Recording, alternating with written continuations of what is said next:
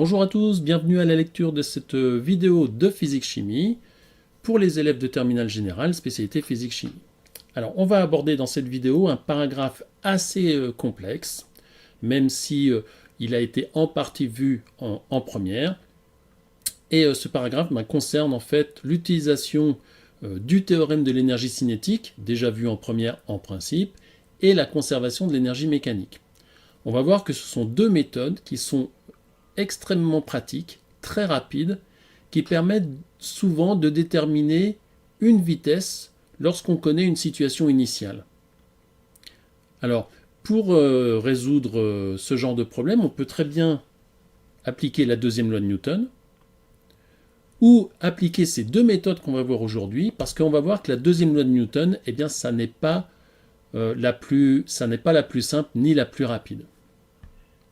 Alors, ça sert à quoi? Par exemple, imaginons une situation saut à ski, vous avez un tremplin, et à l'issue du tremplin, eh bien, en position 1, le skieur a une vitesse d'environ 100 km/h. On vous demande, lorsqu'il se réceptionne sur la fin du tremplin, quelle est sa vitesse, sachant qu'il y a eu une chute entre le point 1 et le point 2 de 40 mètres. Donc voilà, c'est le genre de problème qu'on va résoudre. On connaît la situation initiale, la vitesse de départ, et on nous demande de déterminer la vitesse finale. Alors, on va voir la première méthode, qui n'est pas la plus efficace, c'est la deuxième loi de Newton. Ça va nous permettre de réviser un petit peu. Donc, deuxième loi de Newton, je fais un beau schéma, j'ai par exemple ici une balle, et je m'intéresse à la vitesse que va avoir cette balle au bout d'une chute de hauteur h. Au début, la vitesse initiale est nulle, je la lâche sans vitesse, et elle va donc arriver au bout d'un certain temps. Et je cherche la vitesse. On va vraiment s'intéresser dans ce paragraphe à déterminer une vitesse finale. Alors comment on fait avec la deuxième loi de Newton? Eh bien, une fois qu'on a l'accélération, on peut déterminer les coordonnées du vecteur vitesse. Alors faites attention, il y a des constantes. Par exemple, Vz, c'est gt plus une constante, puisque dérivé, ça doit donner g. Mais ici, la constante est nulle, parce qu'à t égale 0, la vitesse initiale est nulle. Pareil pour l'axe des x, mais c'est pas très intéressant l'axe des x, parce que le mouvement va être uniquement vertical. Et une fois qu'on a la vitesse, eh bien, on a le vecteur position par une intégration. Donc pour z, eh bien, il faut une fonction qui dérivée donne g fois t, donc 1 demi de gt carré plus une constante, mais à t égale 0, on est parti de l'origine, le point O. Et donc, pour trouver la vitesse lorsque la balle est arrivée en h, eh bien, on a une petite difficulté parce que Vz vaut g fois t, et il faut d'abord qu'on trouve le temps de chute. Donc pour trouver le temps de chute, on dit que lorsque z est égal à h, ça fait h égale 1 demi de gt carré, là c'est pas n'importe quel temps, c'est le temps de chute.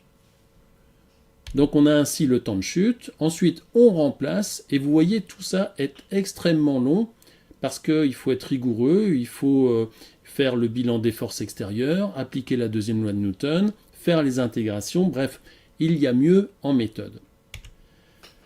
Alors, une fois qu'on a le résultat, néanmoins, racine de 2hg, c'est toujours bon de vérifier si c'est cohérent. Alors, est-ce que c'est cohérent avec la physique? Eh bien, plus g va être élevé, plus la gravité va se faire sentir et plus les objets vont accélérer, puisque d'ailleurs g c'est une accélération. Et puis si on fait chuter la balle d'une hauteur plus grande, eh bien oui, on va avoir une vitesse plus grande. Donc la formule est plutôt cohérente. Si maintenant on vérifie avec les unités, eh bien des mètres multipliés par des mètres secondes moins 2, je prends la racine de tout ça, ça fait bien des mètres secondes moins 1. C'est toujours bien de vérifier les unités à la fin. Alors, il y a une deuxième méthode qu'on a déjà vue en première, mais que l'on va réexpliquer, c'est le théorème de l'énergie cinétique. Alors pour ça, eh bien, il faut revenir sur la notion de travail d'une force. Et en particulier le travail d'une force constante. C'est le seul cas que l'on verra en terminale. Alors le travail, ça vient de work en anglais, c'est pour ça qu'on le note W. Et on précise le travail de la force F. Elle est constante, ça veut dire que la force F est constante. Exemple, je prends un chariot, je le tire, Du coup, la corde exerce une force sur le chariot. Et puis, je vais faire aller mon chariot de A à B.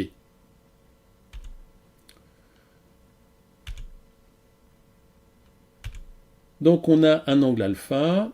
Et la définition du travail de la force, c'est le vecteur force scalaire, le vecteur déplacement AB. Et donc, ça fait la norme de F, la norme du déplacement, fois le cosinus qu'il y a entre les deux vecteurs F et AB, c'est-à-dire le cosinus de alpha. Alors, le travail, c'est très important, ce sont des joules, c'est une unité d'énergie, donc le travail d'une force, c'est une énergie. Et donc, si on multiplie des newtons à des mètres, on obtient des joules également. Alors, deux cas importants. Premier cas, imaginez le chariot qui se déplace de A à B. Je ne m'intéresse qu'à la force exercée par ce petit singe. Et il tire, je ne sais pas, il y a une poignée, et il tire verticalement. Et bien là, le travail qu'exerce la force du singe, eh bien, elle est nulle. On voit bien que ce n'est pas en tirant verticalement par rapport au déplacement, avec un angle de 90 degrés, que ça va contribuer à déplacer le chariot. Donc le travail est nul. Ça vient du fait que cos 90, c'est nul. Donc c'est assez cohérent. Et puis, quand imaginons cette jeune fille qui tire le chariot, mais qui le tire dans le sens opposé au déplacement. Là, elle va effectuer un travail résistant. Le cosinus de l'angle, il va être négatif. Vous voyez, on a un angle plus grand que 90 degrés. Et donc, on a ce qu'on appelle un travail résistant. Alors, dans le travail, il faut toujours prendre en considération la force qui nous intéresse et le déplacement. Et bien retenir cette définition du travail d'une force. Alors, on va regarder un cas particulier, un cas très important qui est le travail du poids. Donc le poids, P flèche, c'est mg flèche. Donc le travail du poids, imaginons que la balle de tennis aille par un chemin rectiligne de O à B. Eh bien, on reprend la définition du travail du poids. On remplace la norme de P par sa valeur m fois g. Et puis, vous voyez que OB cos alpha, c'est l'adjacent. Donc, c'est ce côté adjacent.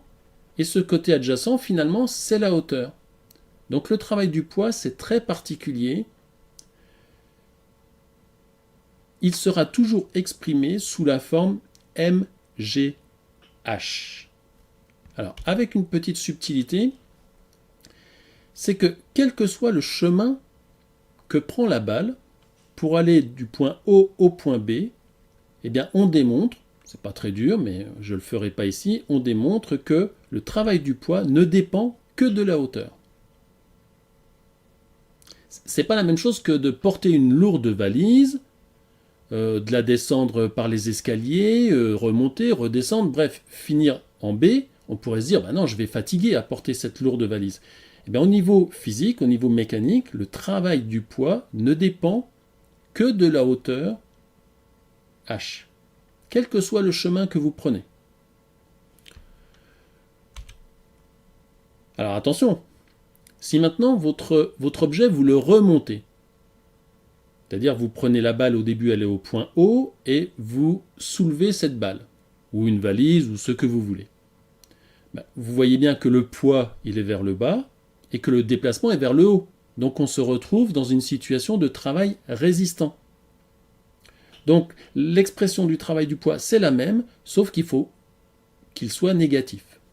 Donc ça fera moins mgh. Donc pour éviter le mal de crâne, en fait, le travail du poids, c'est toujours mgh, et il suffit de se dire, tiens, c'est résistant ou c'est moteur?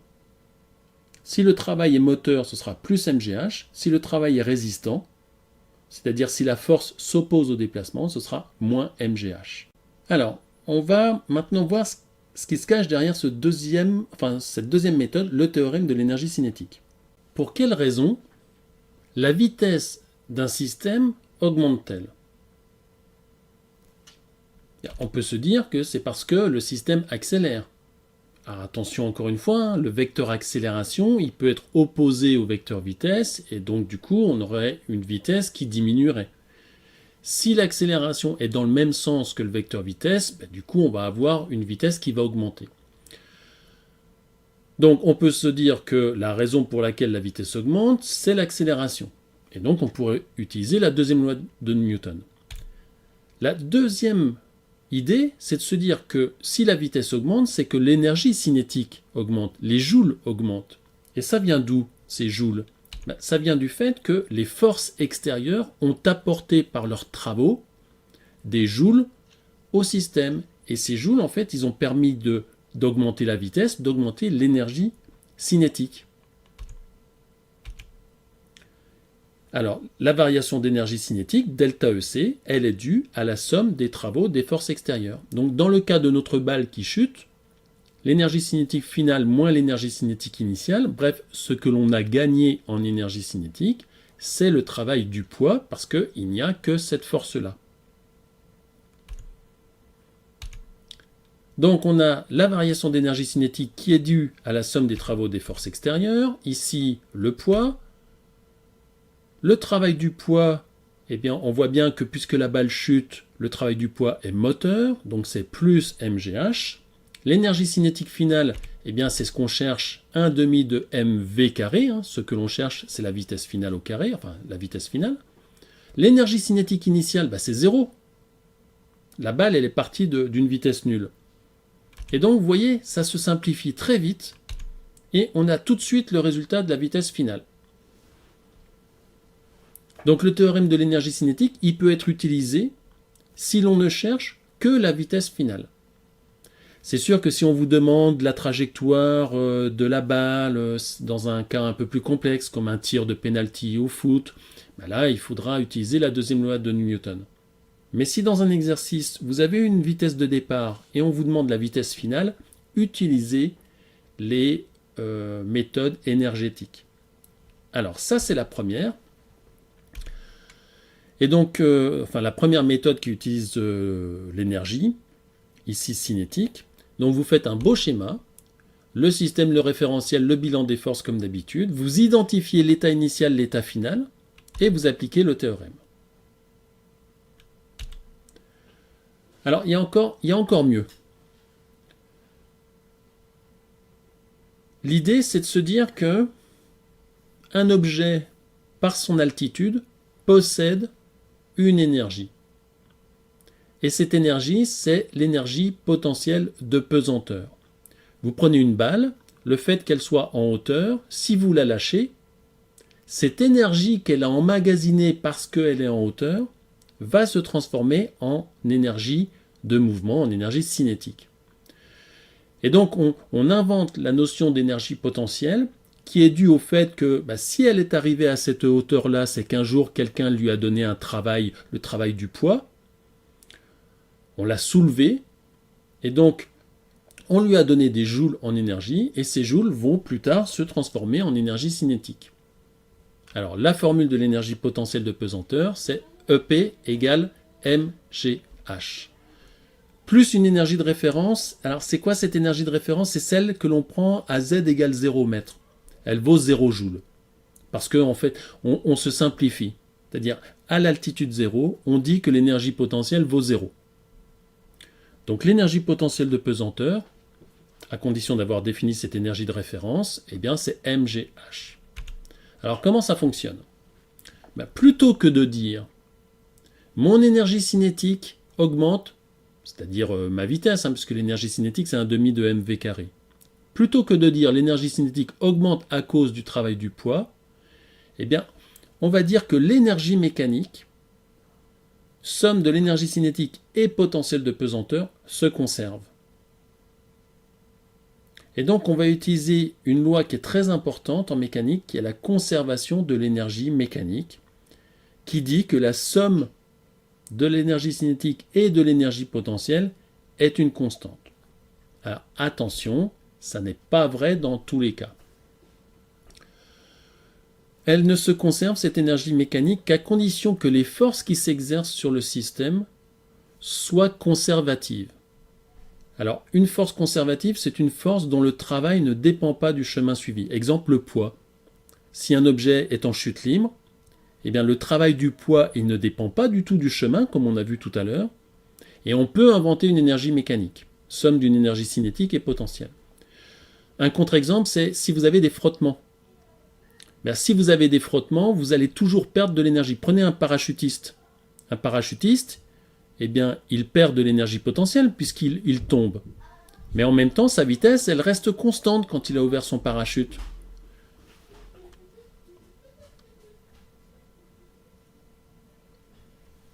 Donc, il perd de l'énergie potentielle, mais pour autant, il ne gagne pas de l'énergie cinétique. Donc là, on a affaire à un cas où l'énergie mécanique n'est plus une constante, à cause des forces de frottement. Mais dans une chute libre, l'énergie mécanique est toujours conservée. Alors, qu'est-ce que signifie le fait que l'énergie mécanique est une constante? Ça veut dire que l'énergie mécanique, au final, eh bien, ça vaut celle que le système avait à l'état initial. Ça veut dire que si vous faites la somme des deux, cinétique, potentielle, à l'état final, eh bien, ce sera la même que la somme des deux énergies à l'état initial. Donc ça veut dire que vous prenez un état 1, vous prenez un état 2. Si vous êtes dans un domaine d'application où l'énergie mécanique se conserve, vous pouvez écrire ce genre de formule. Alors application, vous avez un projectile qui est lancé avec une certaine vitesse initiale, il va avoir une chute parabolique, et on vous présente trois courbes d'énergie, il faut deviner quelle courbe représente quelle énergie. Alors je vous laisse y réfléchir, il faut déterminer si la courbe 1 c'est l'énergie cinétique, mécanique ou potentielle de pesanteur. Faites pause, et vous vérifierez ensuite votre proposition. Alors la solution, la courbe 1, c'est l'énergie mécanique, puisqu'elle est constante. La courbe 2, eh bien, on a une énergie initiale qui vaut 41 joules. Eh bien, quelle est l'énergie au départ qui n'est pas nulle? Eh bien, c'est l'énergie cinétique, puisqu'on a une vitesse initiale. Et donc, la courbe 2 représente l'énergie cinétique. La courbe 3, eh bien, au début, on a 0 joules, c'est-à-dire qu'on est à l'altitude z égale 0, ou y égale 0. Et puis, au fur et à mesure, le ballon monte, donc l'énergie potentielle augmente, puis diminue une fois qu'on a atteint le sommet. Alors, il faut bien comprendre la conservation de l'énergie mécanique. Ce que l'on perd en cinétique, on le gagne en potentiel, et inversement. Donc, un système pour lequel l'énergie mécanique se conserve, eh bien, c'est un réservoir d'énergie cinétique et potentielle, et l'un se vide, l'autre se remplit. Alors, comment on applique la conservation de l'énergie mécanique? Eh bien, on identifie bien l'état 1, l'état 2. Ici, par exemple, eh bien, on se posait la question quelle est la vitesse à l'état final, c'est-à-dire à l'état que j'ai numéroté 2. Eh bien, on applique la conservation de l'énergie mécanique parce que la seule force qui s'exerce, c'est le poids. Et donc, on a conservation de l'énergie mécanique dans ce cas. L'énergie potentielle pour l'état 2, c'est 0, puisqu'on va prendre l'altitude z égale 0 pour l'état final. On va prendre la référence. Et à l'état 1, eh bien, quelle est la cinétique? La balle n'avait pas de vitesse initiale. Et en potentiel, eh bien, on était à une hauteur h, donc l'énergie potentielle valait mgh. Donc en écrivant la conservation de l'énergie mécanique, on a directement notre résultat. Le même que tout à l'heure. Alors, si on prend notre problème de skieur, je vous laisse y réfléchir. Donc, on a un tremplin. Le skieur arrive avec une certaine vitesse à la position 1 et on nous demande la vitesse à la position 2. Et pour répondre à cette question, bien, on va utiliser la conservation de l'énergie mécanique. Alors, je vous laisse y réfléchir. Donc, le problème, c'est de trouver la vitesse lorsque le skieur touche de nouveau le sol, la neige, et entre les zones 1 et 2, entre les points 1 et 2, on a un mouvement de chute libre avec les actions de l'air négligées. Alors faites pause.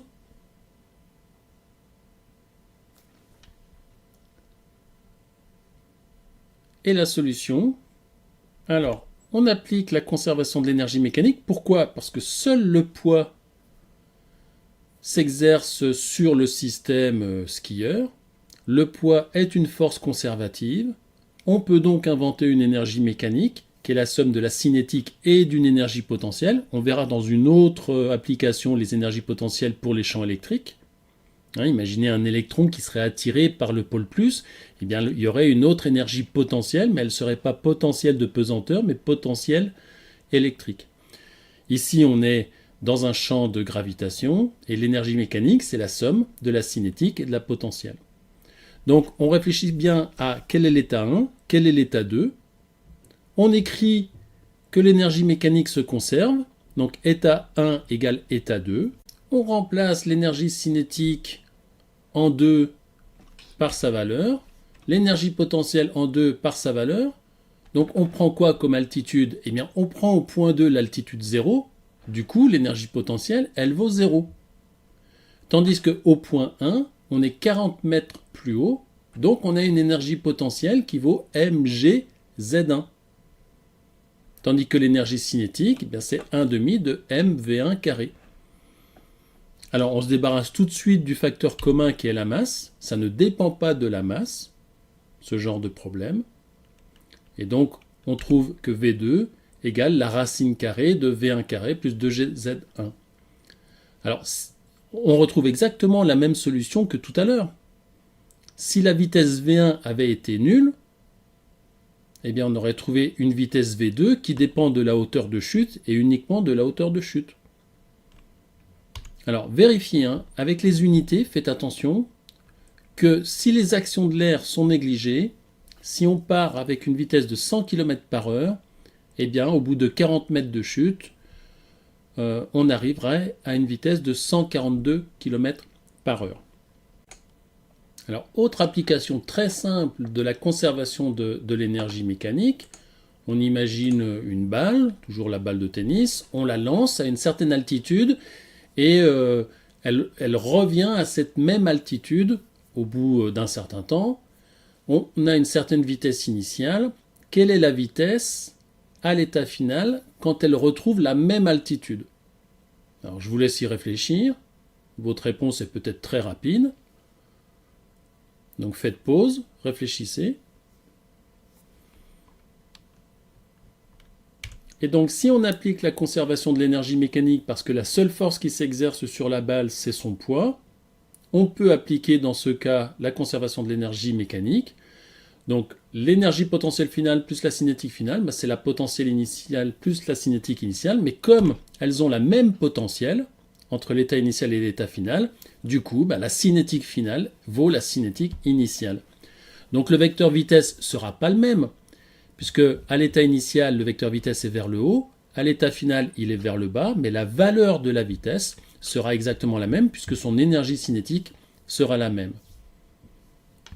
On retrouve le même niveau d'énergie cinétique, puisque on n'a rien perdu en potentiel. On est revenu à l'altitude de départ. Voilà, donc les méthodes que l'on a vues sont à appliquer lorsque l'on recherche une vitesse finale connaissant un état initial où on connaît la vitesse. Et dans ce type d'exercice, eh bien, le plus efficace, c'est d'utiliser la conservation de l'énergie mécanique. Voilà, à bientôt pour une prochaine vidéo de physique ou de chimie. Bon courage pour le travail et les exercices à réaliser.